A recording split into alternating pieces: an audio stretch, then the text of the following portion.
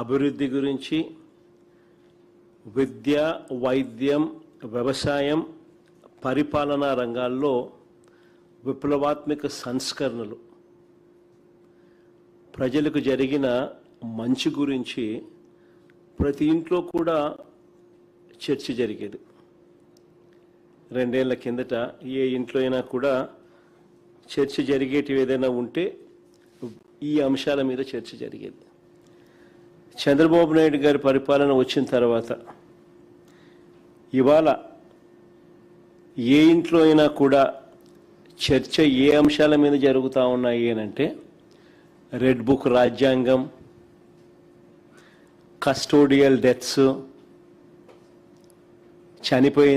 చంపేసిన తర్వాత శవాన్ని మాయం చేయడం, ఇక్కడి నుంచి మొదలెడితే చంద్రబాబు చేసిన సూపర్ 6, సూపర్ 7ల మోసాలు, ఆయన చెప్తా ఉన్న అబద్ధాలు, ఆయన చేస్తూ ఉన్న టాపిక్ డైవర్షన్స్, వీటికి సంబంధించిన చర్చే ఈరోజు ప్రతి ఇంట్లో కూడా ఈరోజు జరుగుతూ ఉంది. రాష్ట్రంలో పరిస్థితి ఏమిటి అని అంటే రూల్ ఆఫ్ లా పక్కకి వెళ్ళిపోయి రూల్ ఆఫ్ ఫియర్ ఈరోజు రాష్ట్రంలో రాజ్యం ఏలుతూ ఉంది. పోలీస్ స్టేషన్లకు వెళ్తే న్యాయం జరుగుతుందన్న నమ్మకం ఈరోజు ఎక్కడా కూడా సన్నగిల్లిపోయింది. ఈరోజు రాష్ట్ర ప్రజల పరిస్థితి ఏమిటి అని అంటే పోలీస్ స్టేషన్లకు పోవాలంటే భయపడే పరిస్థితిలోకి ఈరోజు రాష్ట్ర ప్రజలు వచ్చిన పరిస్థితులు ఈరోజు రాష్ట్రంలో కనిపిస్తూ ఉన్నాయి.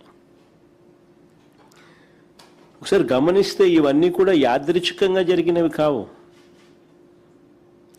ఈ పరిస్థితి ఈ మాదిరిగా తయారైంది.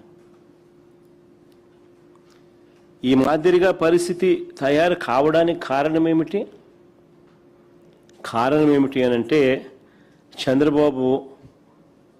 చంద్రబాబు గారు తాను చేస్తూ ఉన్న దోపిడీని, అవినీతిని, దుర్మార్గపు పరిపాలనను, తాను మోసం చేసిన సూపర్ 6లు, సూపర్ 7ల ద్వారా మోసం చేసిన, తాను ఎన్నికలప్పుడు ఇచ్చిన బాండ్లు, వీటికి సంబంధించి ఎవరైనా కూడా చంద్రబాబు నాయుడు గారిని ప్రశ్నిస్తే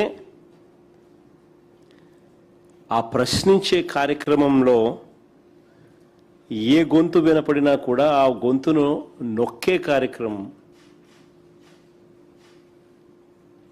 ఎప్పుడైతే చంద్రబాబు నాయుడు గారు చట్టాన్ని, పోలీస్ వ్యవస్థని తన చేతుల్లోకి తీసుకుని ఎవరైనా కూడా తనను ప్రశ్నిస్తే,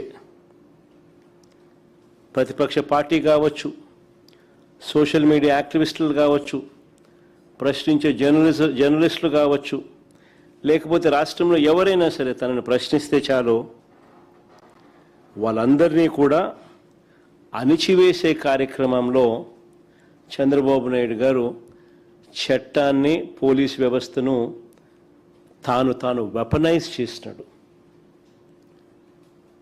వెపనైజ్ చేసిన కారణంగా ఈరోజు ఈ దిగజారిపోయిన వ్యవస్థల పర్యావసాలే ఈరోజు మనకు కనిపిస్తూ ఉన్నాయి. చేతిలో నుంచి జారిపోయింది. న్యాయం, ధర్మం అనేది గాడి తప్పింది. న్యాయం, ధర్మం అనేది గాడి తప్పితే వ్యవస్థలు దిగజారిపోతే, వ్యవస్థల్లో భయం అనేది పోతే మనం మనుషులమే అన్న సంగతి మర్చిపోయే కార్యక్రమం ఈరోజు జరుగుతూ ఉంది. ఏమైనా మనం చేసినా కూడా పర్వాలేదు, ఎవరు మమ్మల్ని ఏమీ చేయలేరు అని ఎప్పుడైతే వీళ్ళంతటా వీళ్ళే ఆ ధైర్యం తెచ్చుకున్నప్పుడు వ్యవస్థలన్నీ కూడా దిగజారిపోయిన పరిస్థితులు వస్తాయి. ఈరోజు ఇదే ఈ పర్యావసాలు కనిపిస్తూ ఉన్నాయి.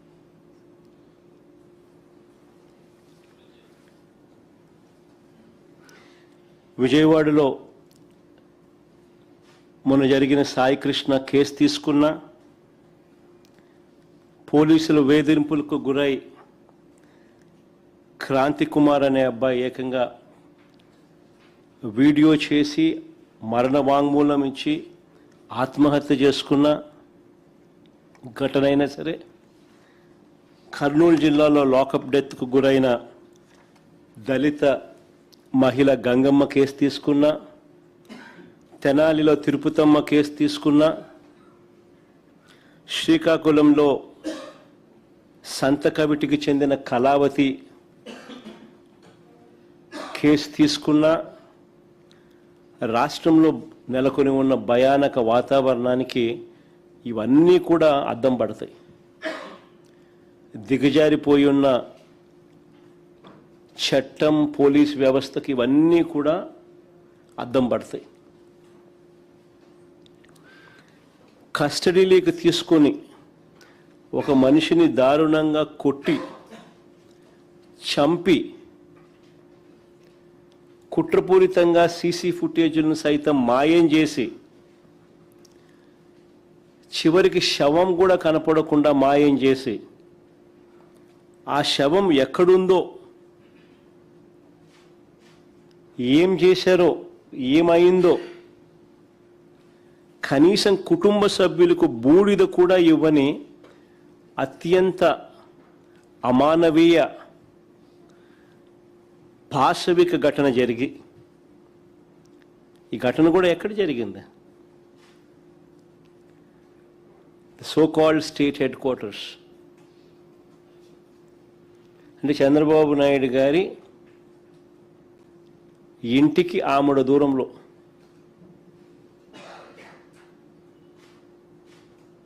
రాష్ట్ర ప్రజలందరూ కూడా నివ్వెరపోయే ఘటన.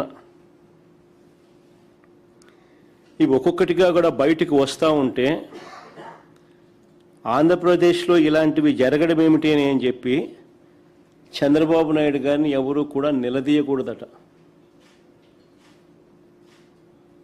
ఇలాంటి ఘటనలు మనకు కనిపిస్తూ ఉన్నా, మన కళ్ళ ఎదుటే జరుగుతూ ఉన్నా, సాక్షాత్తు విజయవాడలోనే స్టేట్ హెడ్ క్వార్టర్స్లోనే ఇవన్నీ కూడా జరుగుతూ ఉన్నా కూడా చంద్రబాబు నాయుడు గారిని ఎవరు కూడా నిలదీయకూడదట.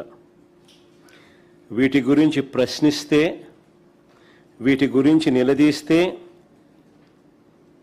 వెంటనే వాళ్ళ దగ్గర నుంచి వచ్చే మాటలు ఏమిటి? క్రిమినల్స్కు మద్దతు ఇస్తారా అంటూ తాను ఎదురుదాడి చేయడమే కాకుండా తనకు తానా తందానా అనే ఎల్లో మీడియాతో కూడా ఇదే మాదిరిగానే రాతలు రాయి చేస్తారు. Character assassination.